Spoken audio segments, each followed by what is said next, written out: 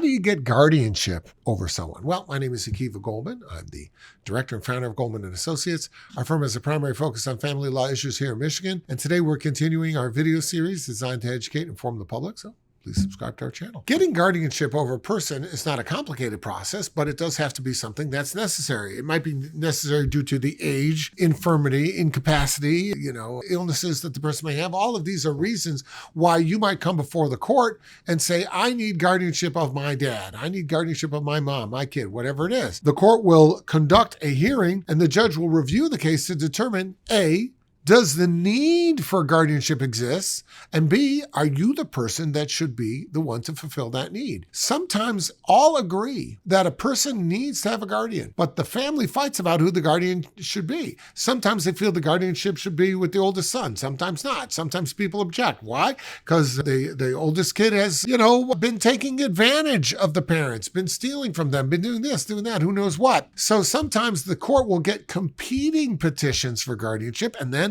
the court will conduct a hearing to determine which of the guardians, if any, should the court choose. The court has the ability to decide on neither choice and go with a guardianship service. There are these services where they provide the guardianship and they provide a guardian and they check in on the person. They make decisions regarding the person.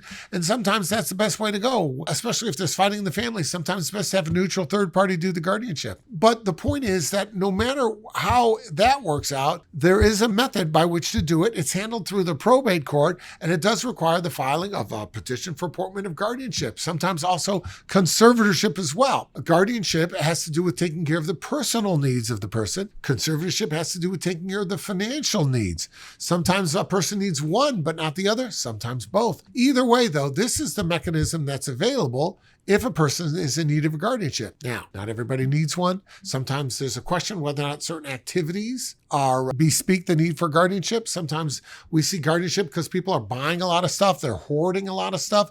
Is that a hobby or is that someone who needs a guardianship? Hard to say. And there's an analysis that has to be done. If you have questions about your loved one, of course, reach out and we'll be glad to help you out. 248-588-3333.